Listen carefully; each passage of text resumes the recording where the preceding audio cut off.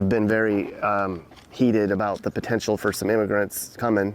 Oh, they're here. Can I talk to you? Okay. Yeah. Okay. So they're here, huh? They're here. They bought a hotel and they got them in a motel across from Walmart. It's a motel, not a hotel.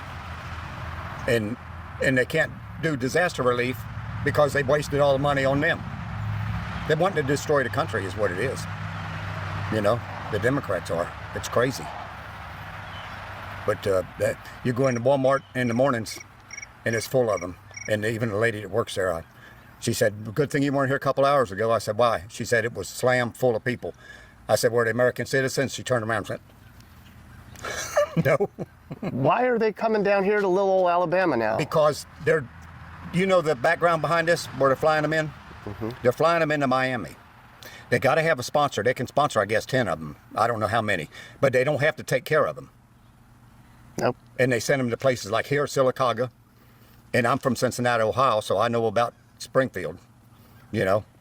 But there's I don't know how many of them are here, but it's a bunch. It was a bunch of Mexicans and Chinese and probably Guatemalans because they're shorter. You know, you can tell them because they're shorter. But then all of a sudden, we got all of them in here. How do you think it's going to affect your town? Or how is it affecting your town? They're not causing any crime right now, but when it gets to where the government quits supporting them, what are they going to do? When they take their money away. Yeah. And they can't keep giving it to them. They don't have it. What are they doing? Printing more, I guess? Do you feel that there's a reason why our country is taking in so many immigrants? Yeah, I think it's to destroy the country, to make us a third world country. You know, there's a saying about liberals, okay?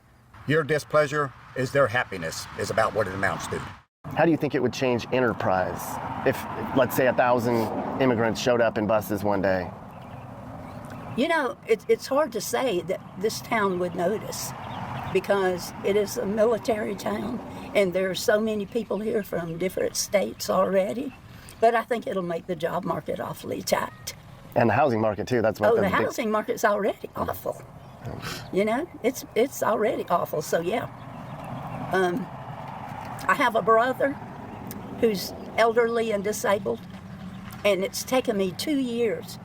No, I'm sorry, over a year to get him in an apartment, and I assume that's why, because there are many apartments around, but it's taken me over a year to get him in an apartment.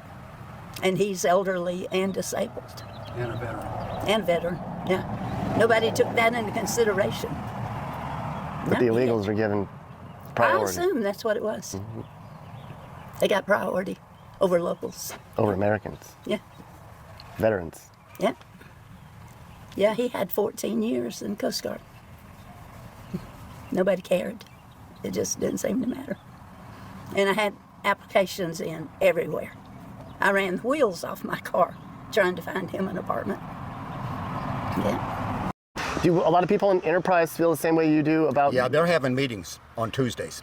Have you heard about the meetings? I know that, but I know they had one at the church a week and a half, 2 weeks ago, and about 300 people showed up. They're having them at a place called Wiregrass Archery. But then what you get in there is you get people making excuses for what they're doing. Okay? The guy, one of the processing places says, well, we had nobody to go to work. It's a good thing they're here. If there was nobody to go to work, why in the heck were they still open? Why didn't they shut down?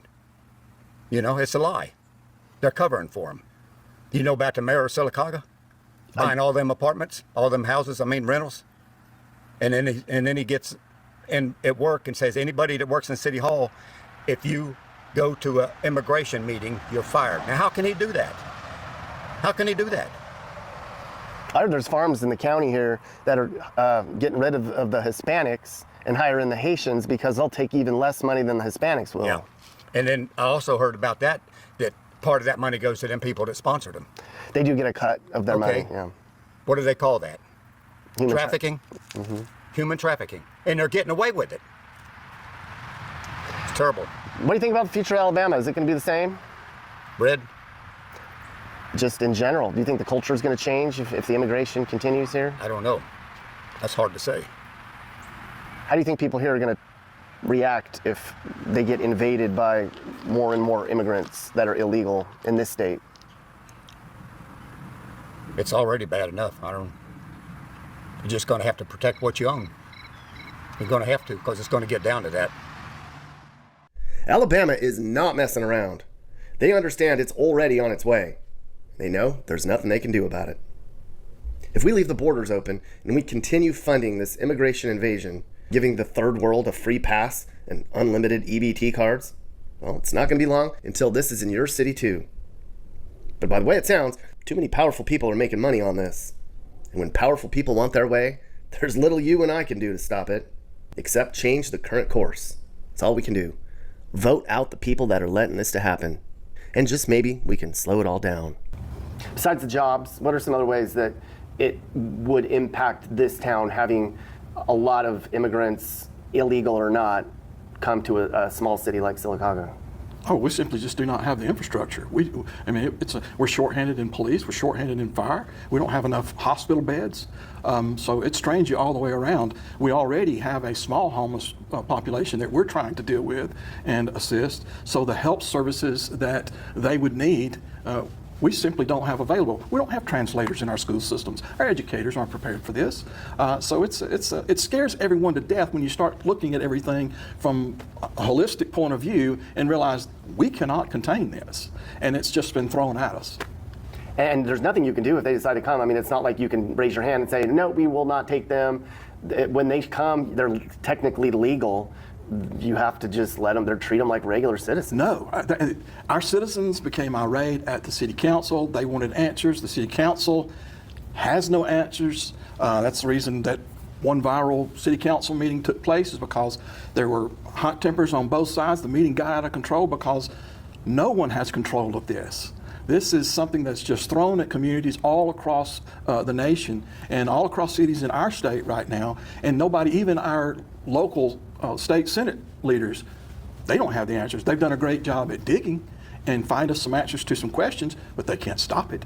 And any measure they do take, historically, any measure they do take, give you an example, the last voter registration that they passed, trying to stop illegal immigrants from being able to vote.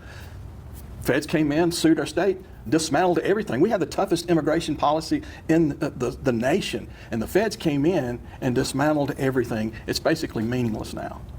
I mean, they'll just sue you. I mean, Alabama's not a rich state. We can't afford to go to court against the federal government.